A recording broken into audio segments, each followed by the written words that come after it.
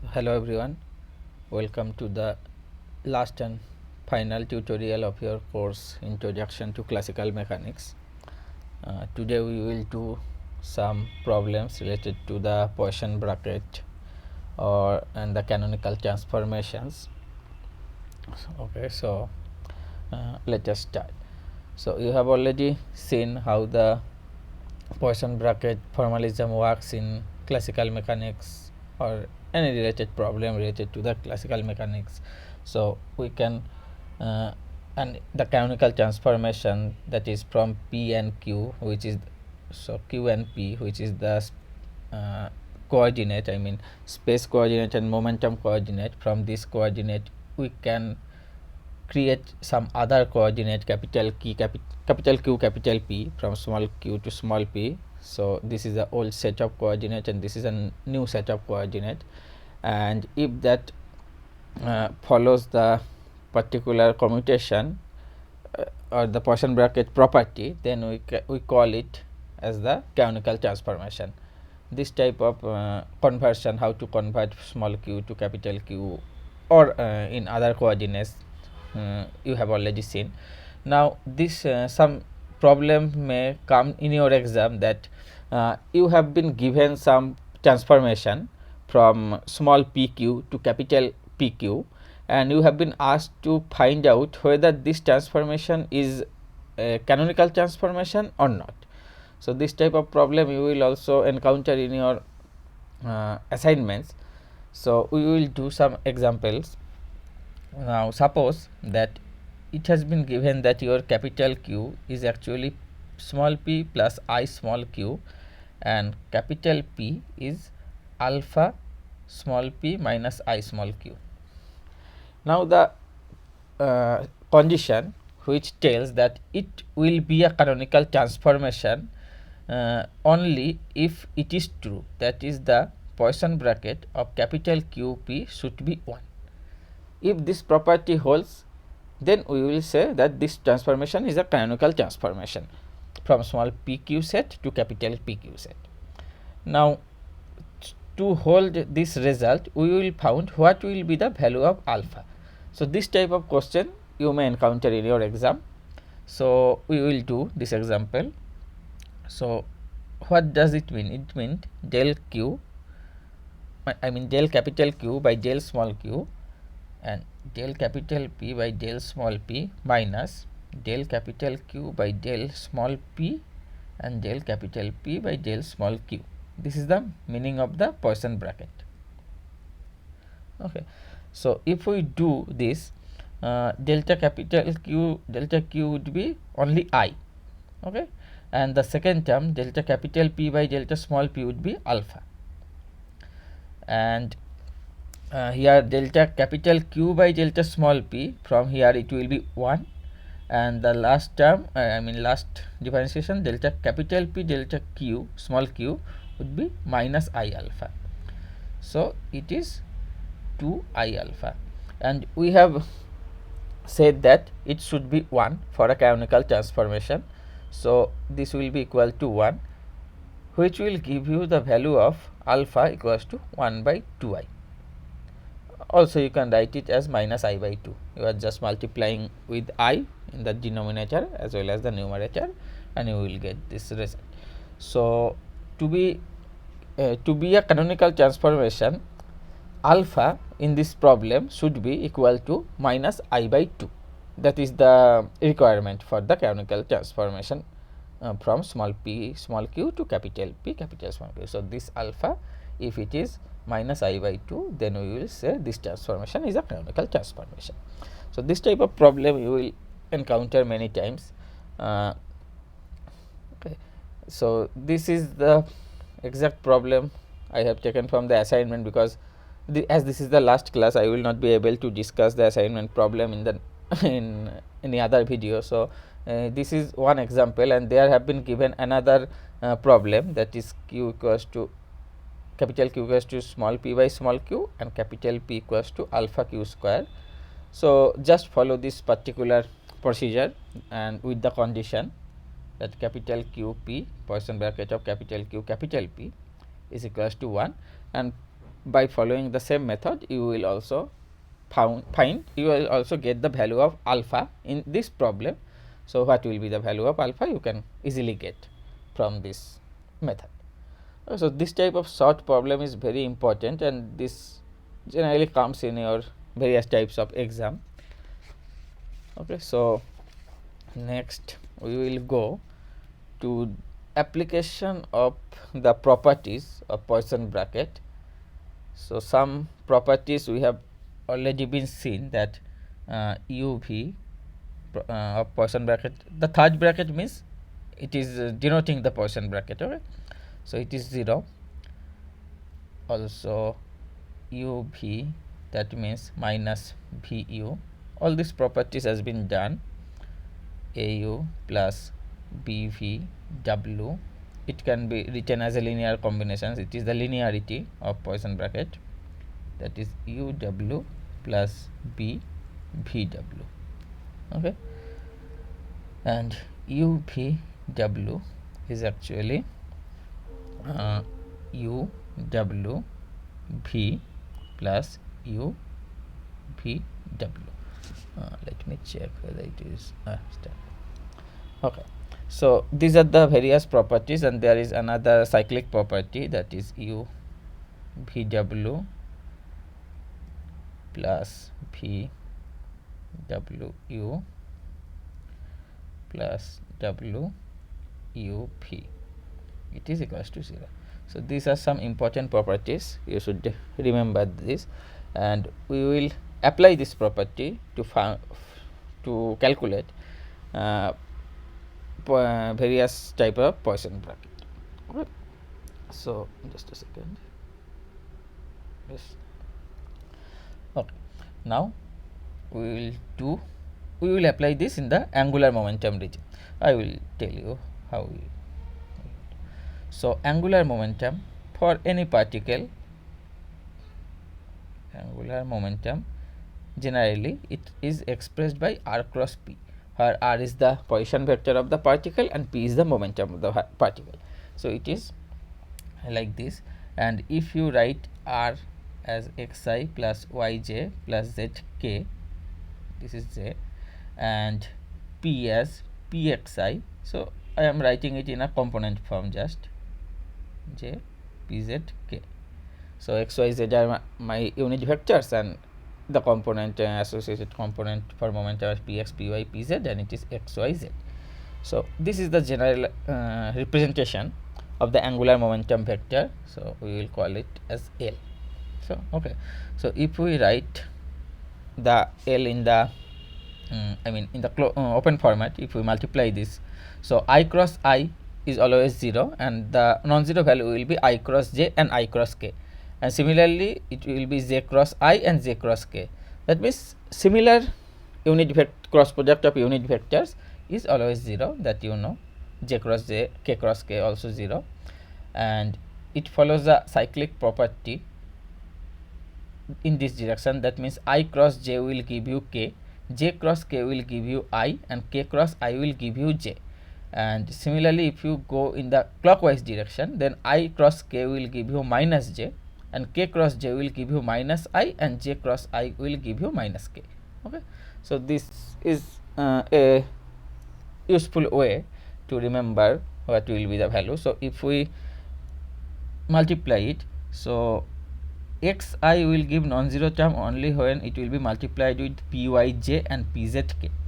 That means x py and I cross j, that is k plus k, and pzx and I cross k is minus j. Okay. I cross just a second, I cross j is plus k, yes, and it is minus. So, I have been given it is plus. Okay. Similarly, the other terms, it is easy to calculate. It will be minus k y p z I cap, and the third term will be z p x j cap minus z p y I cap. Okay. So, if you take that k cap, I cap and j cap in separate way. I mean, if you write the coefficient with I cap here and j cap here and k cap here, x py minus y px k cap. Okay, so this is your L, and we have written in the combination of I cap, j cap and k cap. That's why you can write in component form. Your Lx is equals to ypz minus zpy, because that is your x component, I mean ith component. It will be your z component pz, and Lz is xpy minus ypx. Okay. So this is the most general form of angular momentum, component form of angular momentum. Now with all these properties which has been written in the blue, some more property we should remember. That is, if we take the Poisson bracket of the position, that will give us 0. I mean Ri Rj, it means x comma y equals to 0, y comma z equals to 0, x comma z equals to 0, this type of thing. Okay, and similarly your pi and pj is equals to 0. These two you can get from the Poisson bracket property.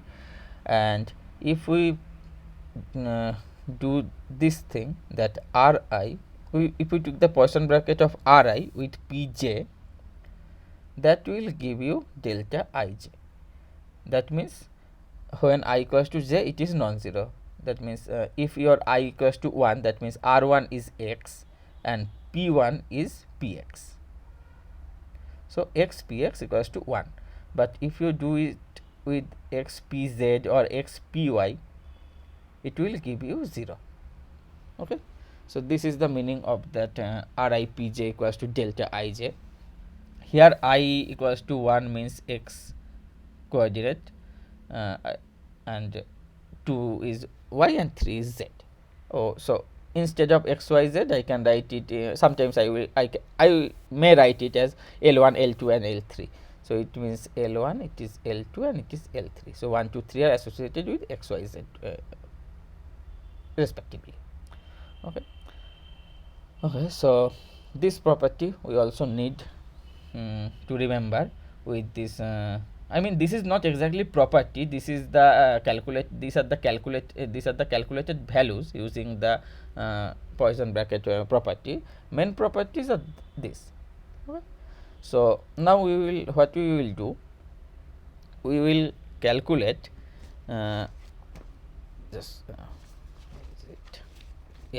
so we will calculate that what is the Poisson bracket of Lx and Ly. And you have already seen that I have calculated the Lx and Ly. Okay. So we are interested to calculate this particular thing. Now this will give you 4 terms, because it is a multiplication of 2 into 2. But the non-zero part will come from it is y.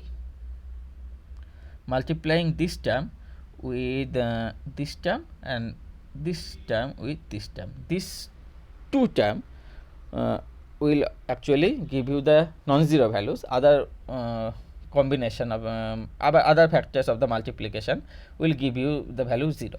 So you can check that, but I will not do in this class. So just check that those 2 terms will give you the 0. Just these 2 term will exist as a non-zero quantity. Okay.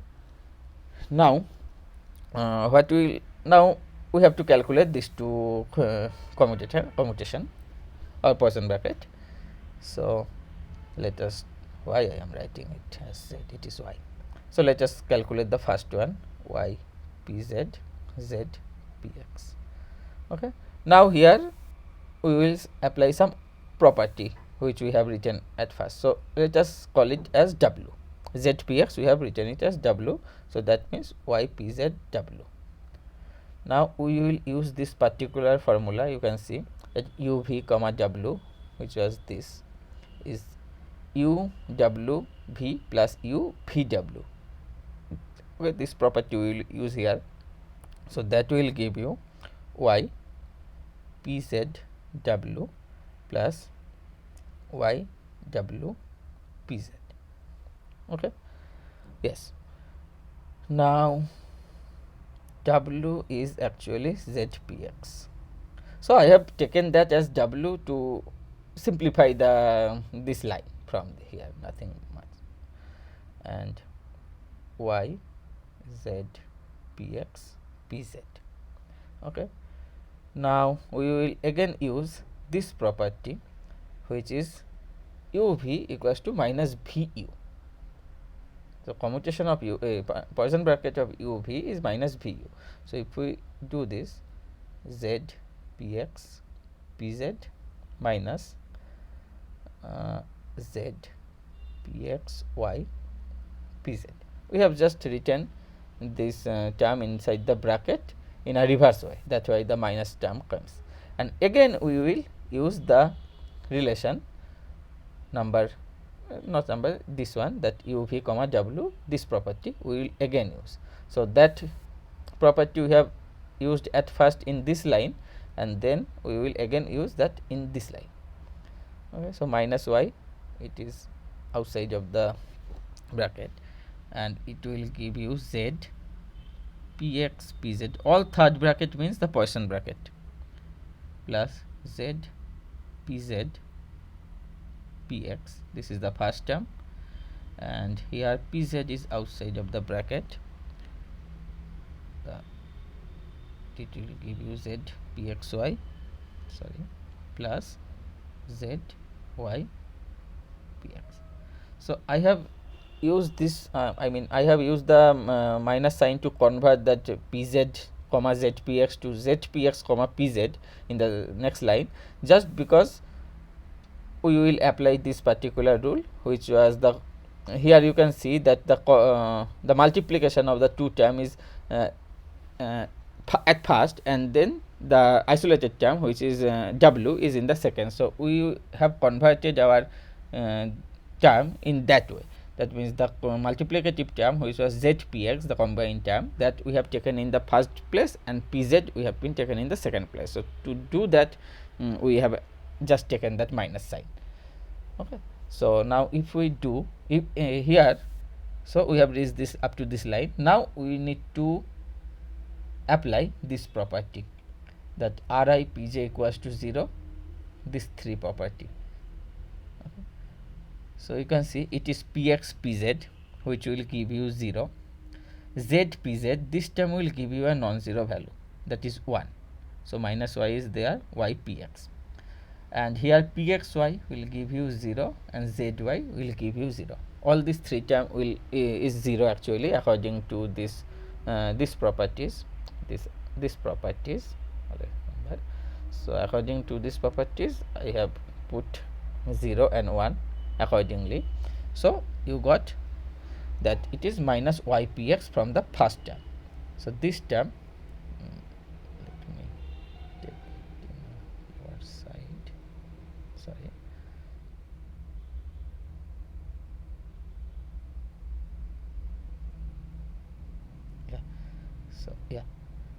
So the first term, that is ypz minus zpx, that has given me a term that is minus ypx.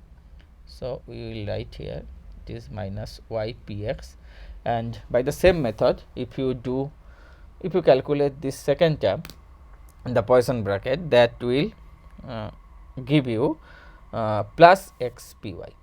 Just calculate it how I have calculated the first term. It is very trivial. So now you can see x, so it is xpy minus ypx, and here Lz, it was also the xpy minus ypx. So we have got our value as Lz. So Poisson bracket of Lx Ly has given me a value which is equal to Lz.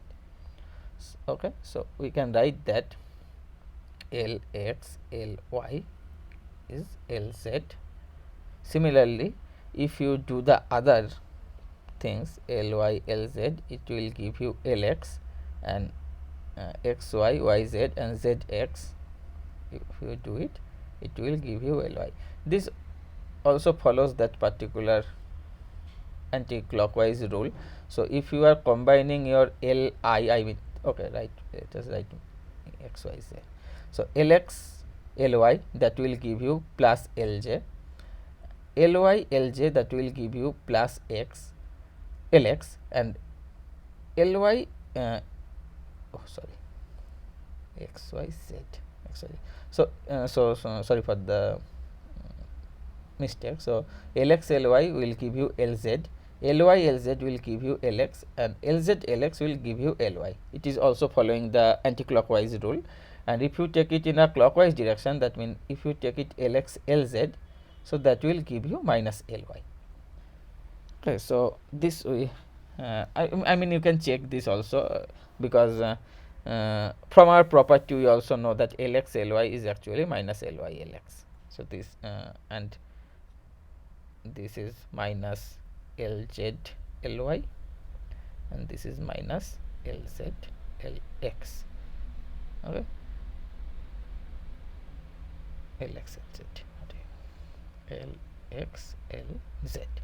So Lx, Lz is equals to minus of Ly. Okay, so these are also important properties to remember, because you will encounter this particular type of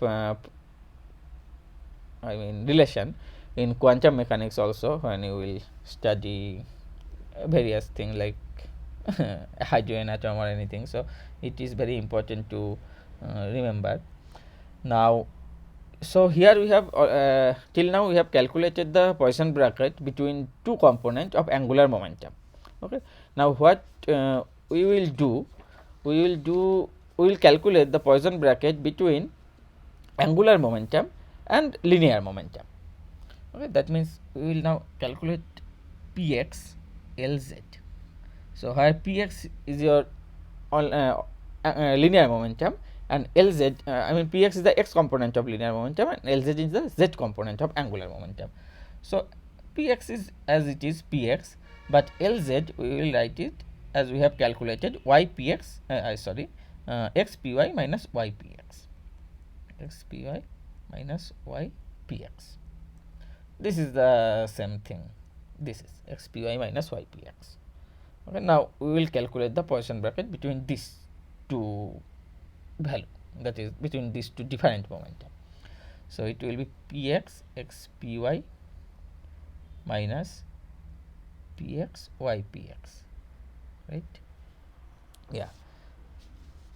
So similarly, we will take the multiplicative factor in the first position with a minus sign for the first for the both term, and it is ypx px. Then we will apply that rule again, that it will be minus x py px plus x px py, right? And this is in the bracket, plus y px px plus y px px, y px px and y px px. Yes, so this is the two term. Now you, from the property, you can know this will give you a non-zero value, because pi rj is non-zero. Here that ripj is delta ij, so that will give you this non-zero, but pypx it is 0, ypx 0, and px is also 0. So the only non-zero value will be that xpx. So xpx will give you plus 1, and there is a minus sign outside of the bracket, so that will give you minus py. Okay. Yes. So what we have got? We have got that Px Lz is actually minus py when we are coming taking the Poisson bracket of Px and Lz, we are getting the value of linear momentum in the y direction. So it is also, I mean, x, y, z. So you can see it is also following the same rule. So when we have we have taken the Poisson bracket in anti-clockwise clockwise direction, that is in xz direction, it is giving me the value of momentum along y direction but with a negative sign. Okay. So similarly, if you take pz with py, it will give you minus p. A pz with ly, it will give you minus px. Those property you can also calculate and verify whether it is correct or not. Okay, so this is the Poisson bracket of angular momentum and linear momentum, and the previous was the Poisson bracket of two component of angular momentum. Okay, so these are very trivial things but very important things, and you can calculate many others using this particular formula. Now we will do a problem with what is this related to the canonical transformation. Okay, I mean, we will do a problem that where the problem statement is like that: your capital Q, which is already given, it is as log plus 1 log of 1 plus q to the power half of cos small p, and capital P is 2 1 plus q to the power half cos p q to the power half sin p. Okay, so we will first see whether this canonical transformation, I mean this transformation, I should not say it is a canonical transformation. So this transformation, whether it is a canonical or not, that at first we will check. Okay, so that was the same thing, that q p should be 1 to be it a canonical. This is the condition. This condition we will check. Okay, let us take the Poisson bracket delta q del q delta p del p minus del p delta q delta q delta p. Okay, and q and p is already given. So delta capital Q by delta small q will give you 1 by 1 plus q to the power half cos p. This term is here.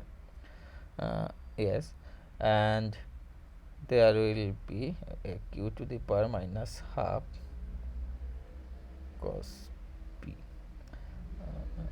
Yes, so let me check my note. Yes, so if you do the I mean differentiation properly, you will get the two term like this. So I am not following the step by step process because it is very trivial to do this differentiation. It is just ordinary differentiation. Okay, so q to the power half cos p, it will come if you do the differentiation accordingly. Let me check. Q to the power minus half cos p, 1 plus q to the power half cos p. First term is minus q sin square p, then 1 plus q to the power half cos p, q to the power half cos p. So this you can do by yourself. Just differentiate it with respect to, as it is given, q and p. This also with respect to q and p, will get the result. So now the point is what we actually get. So it is 1 plus, it is half. Okay,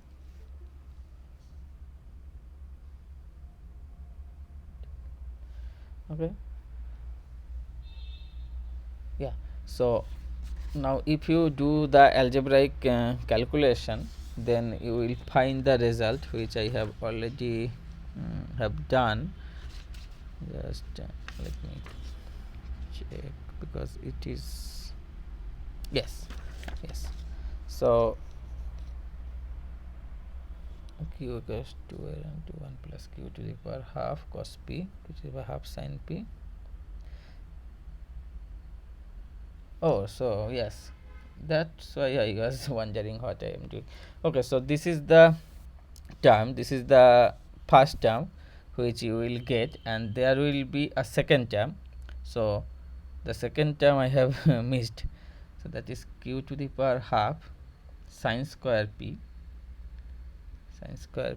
by 1 plus q to the power half cos p with cos p plus 1 plus q to the power half sorry q to the power minus half. Yeah, so just check it. I have written it directly from my notes, but just check it. It is nothing but the ordinary differentiation of capital Q and capital P with respect to small q and small p, where capital Q and capital P are given here. So if you do this, this will be your two terms. So this is for the first term and this one for the second term, that is del, I mean second term is this whole second term and this is the first term. So if you do everything accurately, and if you do it in, if you do the calculation, you will find that it is giving you the value of 1. That means we have got that Poisson bracket of capital Q capital P is equals to 1. So that, so from here we can say that this is a canonical transformation. So this transformation is a canonical one. Now we will calculate the generating function which will give you this type of coordinate transformation. Okay, so your q has been given like log of 1 plus q to the power half cos p, and capital P is 2 1 plus q to the power half cos p q to the power half sin p. Okay, now we have already seen it is the canonical transformation. Now we will try to find out what is the generating function. So from here we will write q, small q, that in terms of capital Q, which will be like this. So this is just a conversion from small q to capital Q, and we will write that capital P. So it will depend, and the capital P also 2 e to the power q minus 1 10 p. That means this was the equation where q was a function of small q small p, p was a function of small q small p. So from this set of equation we have manipulated in, I mean we have converted in like in this way, that here small q is a function of capital Q small p, and capital P is a function of capital Q and small p. So this we have done. Okay, I mean we have just exchanged capital Q and small q. Okay, because the generating function, you have seen there are 4 types of generating function: f1, f2, f3 and f4. So if you go to the class and check it, that f3 is actually expressed in terms of capital Q and small p. Okay, so that we are trying to do, because here the argument of small q and capital P is capital Q and small p. So and here the generating function f3 is also a argument, here in the generating function the argument are also capital Q and small p. That's why we have converted it. If you want, you can do it in other forms also, for f1 f2, whatever you want to do, that there is no problem. Okay, I have chosen to do it with f3. Now it has already been shown that small q, these are the actual equation of the generating functions, minus del f3 del q. Okay, so these are the two equations. All this has been done by sir in the class. What is happening?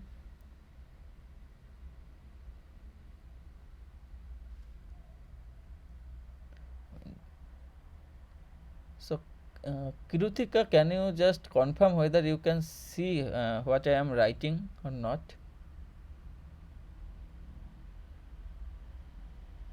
Because here I am writing, but in screen it is showing nothing.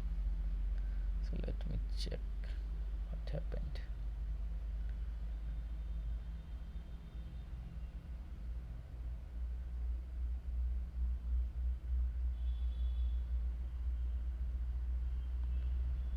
Stop sharing.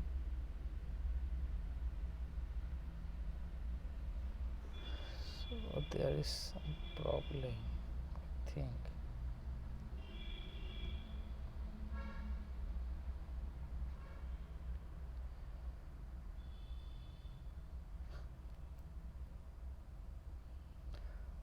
Okay, I'm facing some problem. How to do?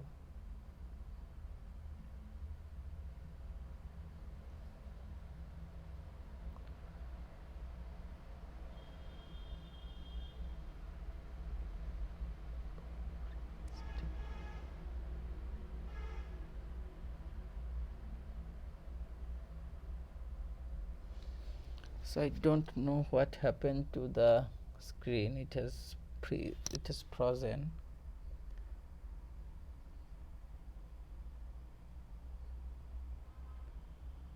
So just a second, I will log out and again log in.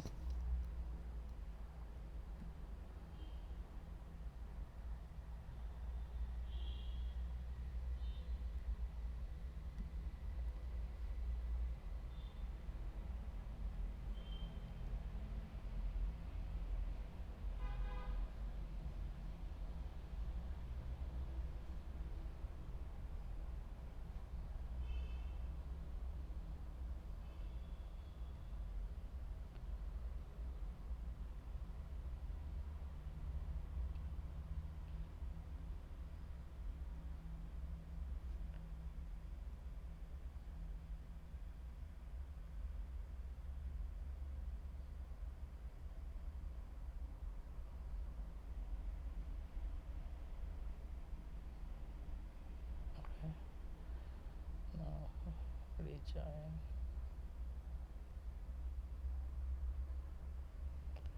Okay.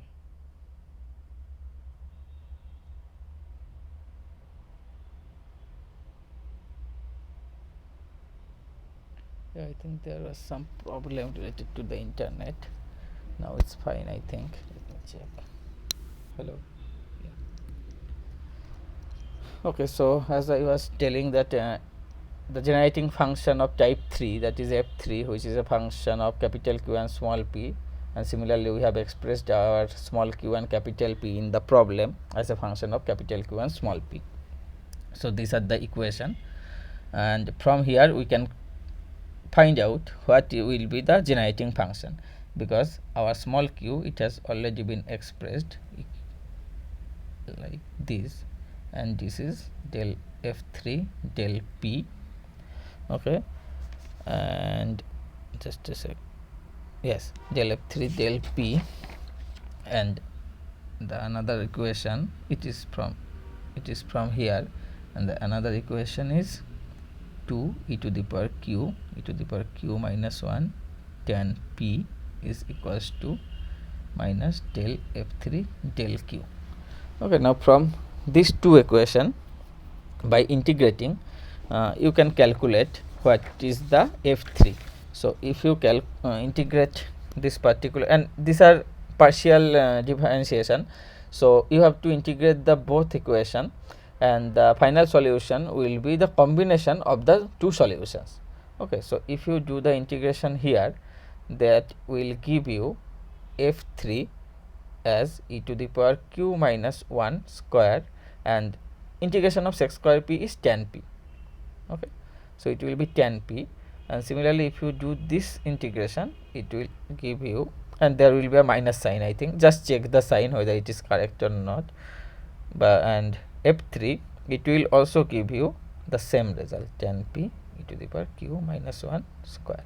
So the final result will be a combination of these two, but as the both term are same, which is this from the equation, so our final solution f3 will be e to the power q minus 1 whole square tan p.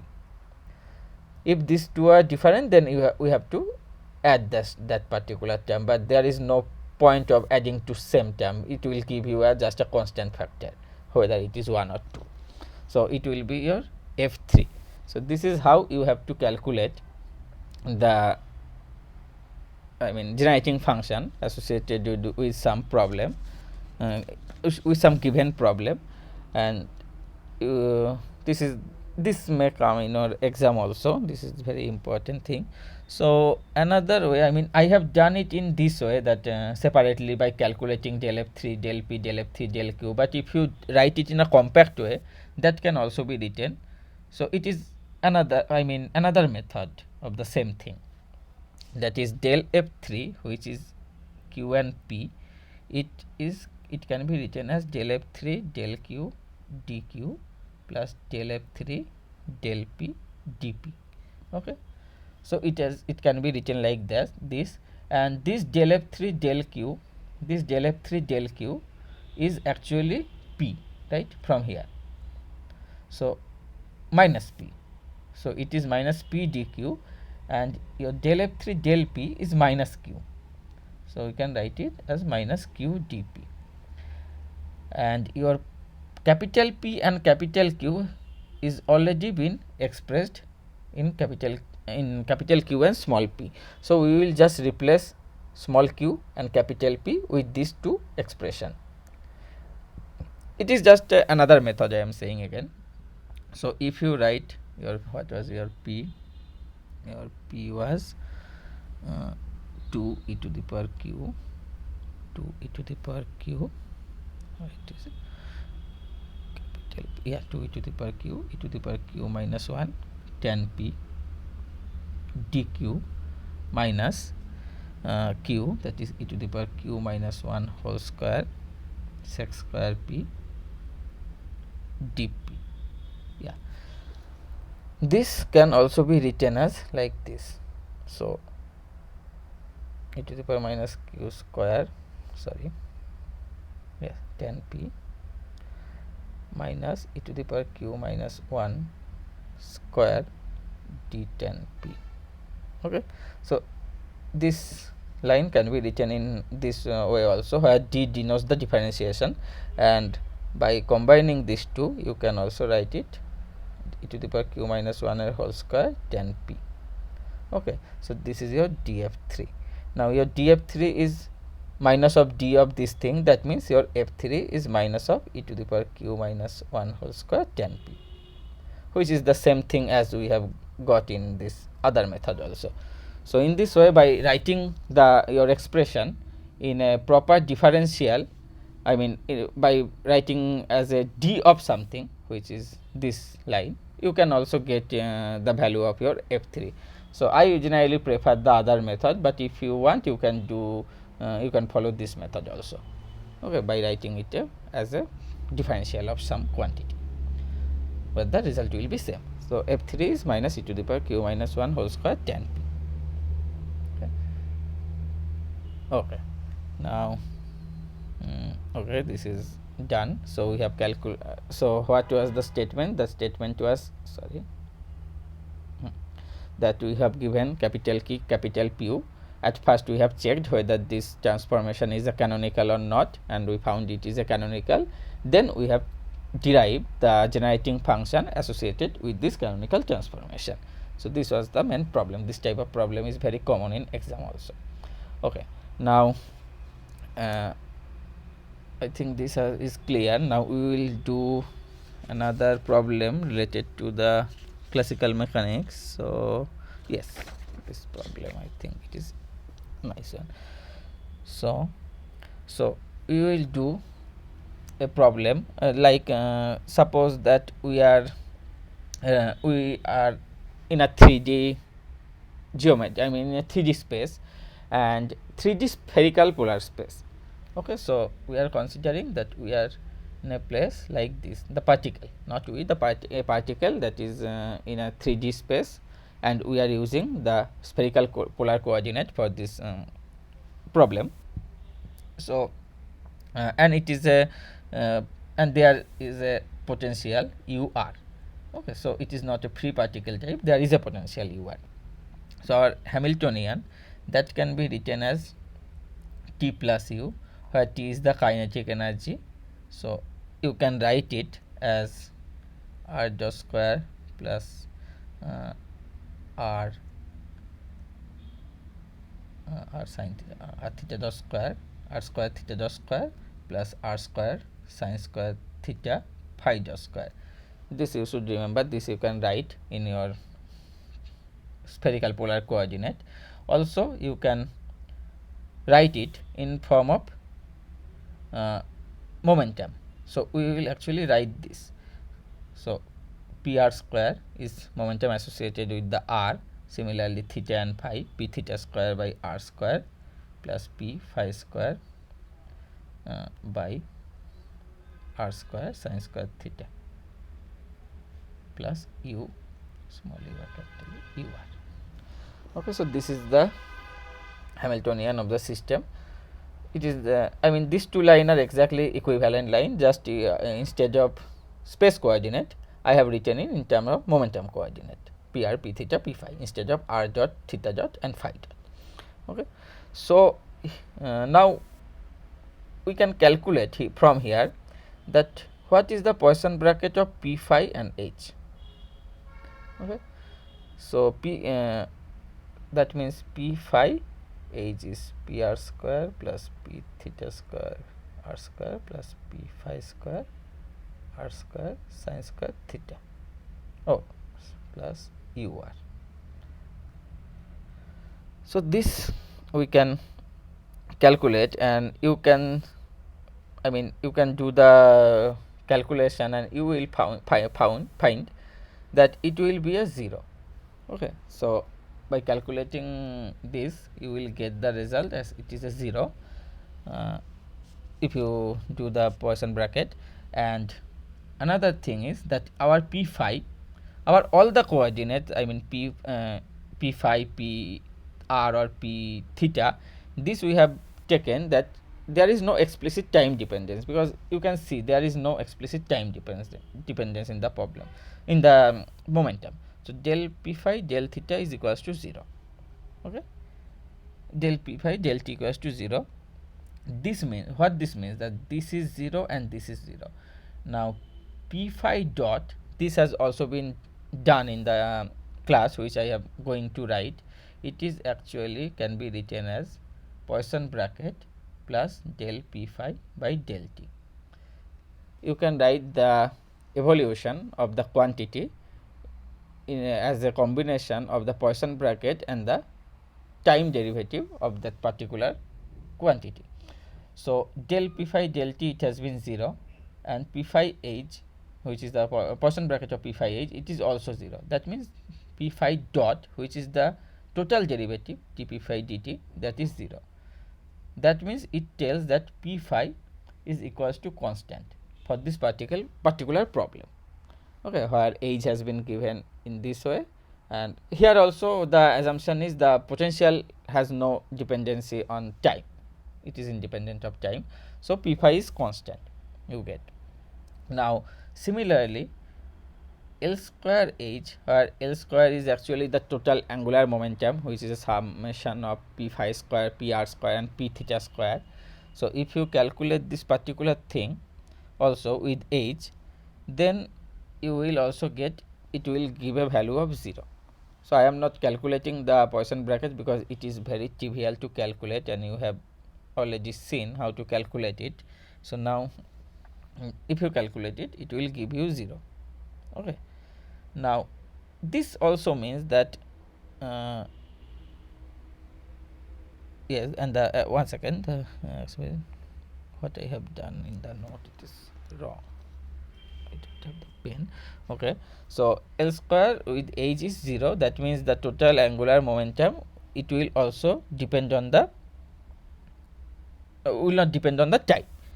Okay, so that is the thing. I mean, when you are getting a Poisson bracket which is giving you 0, and as well as the partial time derivative of that particular quantity is 0, that means this is very important, that the total time derivative of that particular quantity will be 0. That will give the quantity is constant with time. Okay, so this is the important thing. And another thing there is what I intend to do. Let me check. Square. That's okay. Yeah, so this was the main thing which I wanted to do. So just check this problem. I have been not done it in an explicit way, so by writing the capital H in a open form, so just check it, you will get the result. And this type of problem you will face many times when you will do the canonical not canonical commutation.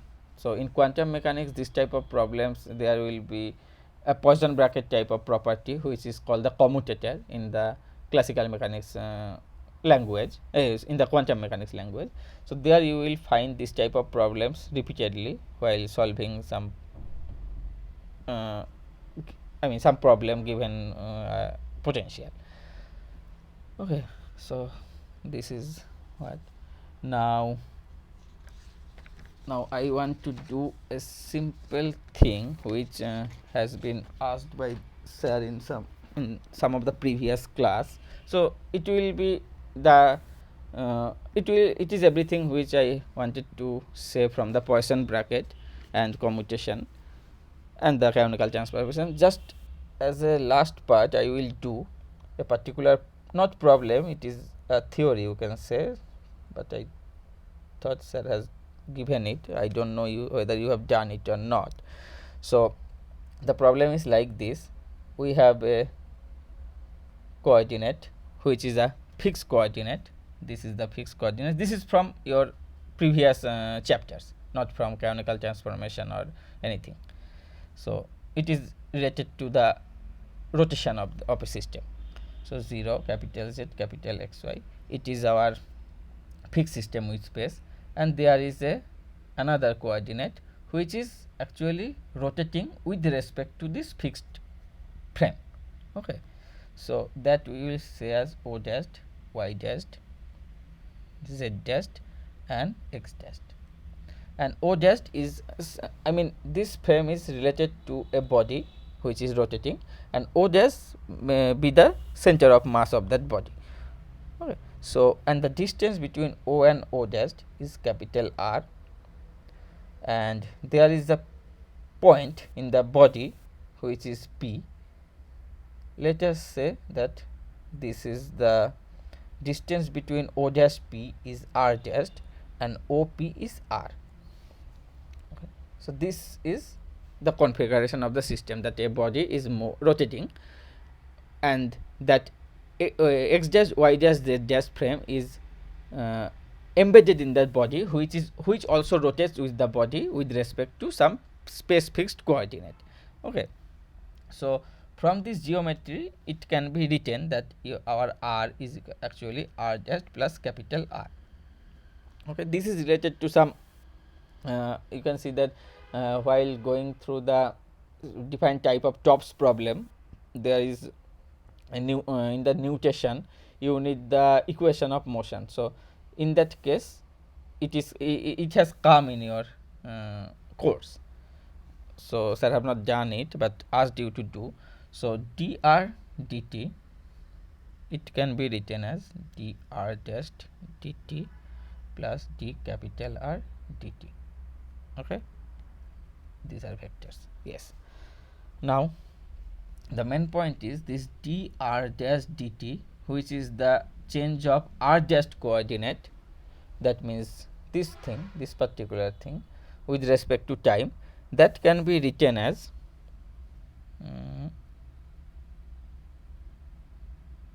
yes, that can be written as d dash dt r dash plus omega cross r dash, where omega is the rotational velocity of that body. So yes, it can be written like that. Now d dash dt, that is measured, this d dt has been measured in the space frame, and d dash dt has been measured in the rotating frame. So a observer which is sitting, suppose say a observer which is sitting at that particular rotating frame, and he is differentiating that r dash with respect to his position, that is coming from d dash dt. So d dt is different from d dash dt. Okay, so that we have to understand, because this is the sole d dash dt sole part of doing this problem, plus dr dt. Okay, so this is the thing. Now this is dr dt. Okay, yes. Now if we do the d2r dt square, that will give you d dash dt plus omega cross that term. I mean, it can be written in this operator format. Okay, so d2r dt square equals to d dash dt omega cross with this total term which we have already written, plus omega cross r dash, yeah, and plus d2r dt square. d2r dt square is separate from this thing, because that capital R, which is the distance between our space fixed frame and the frame which is rotating with the body. So this can be written like this, and if you do, then you will get d dash square r dt square plus. So I thought I have thought I will do it in the last class, but due to time I could not do it. So 2 omega cross d dash r dash dt plus d dash omega dt cross r dash plus d2r dt square. So it will be your final form after doing this combination.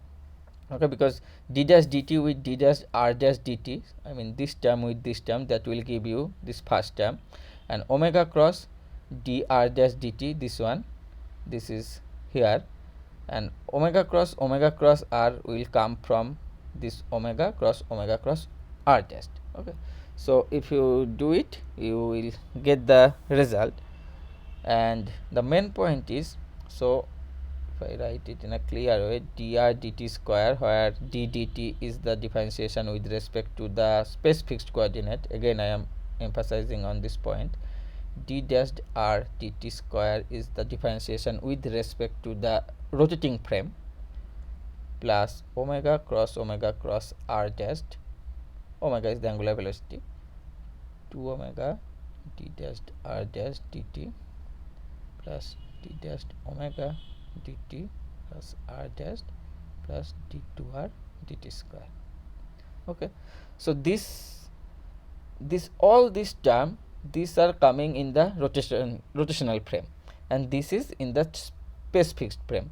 So suppose a observer which is sitting on that rotating frame, he will experience all these type of terms. I mean, this is not term, this is actually force, so which is called as pseudo force. So pseudo force is coming into picture from this rotating frame. So if you are sitting in a rotating frame, you will experience many type of forces which are actually not present in a space fixed frame. That's why it is called a pseudo force. Okay, so I have exactly okay, so yeah, so this is m omega cross r. So it is acceleration, as there is no mass. Now if you multiply it with mass, the whole term with mass, that will give you actually force.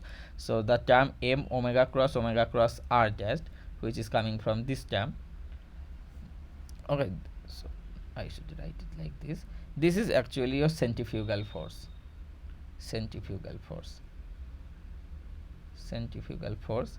and m, that is 2m omega cross d dash r dt is actually your Coriolis force, and that m omega, I mean d dash omega dt cross r, that is your Euler force. So this type of force exists in a rotating frame, which are actually the which are called the what will I say, that is the pseudo force. Okay, so actually yeah, it has been done. So actually the main thing is with this minus signs they are called these actual terms, but I was just trying to show you the terms, not with the sign. Just these terms are arise in the rotating frame, which is the pseudo force term. Okay, so this is the thing which I wanted to do in this I mean for a very short time. So just try to do it. It has been asked, and it is very important thing to understand. So what happened in the rotating frame? Okay. So I think I have done what I wanted to do, and hope that all these videos will help you at least a little bit for your exam. And I will stop here today. And I have seen that you have an exam on 30th October. So all the best for your exam. And if you have any any questions, you can mail me, no problem. So I am again writing the email ID. So in this email ID you can send if you have any problem before your exam. I will try to solve those and will send back to you. Okay. So I think I will stop today, and all the best for your exams. And sorry for the interruption in between. Okay. Thank you.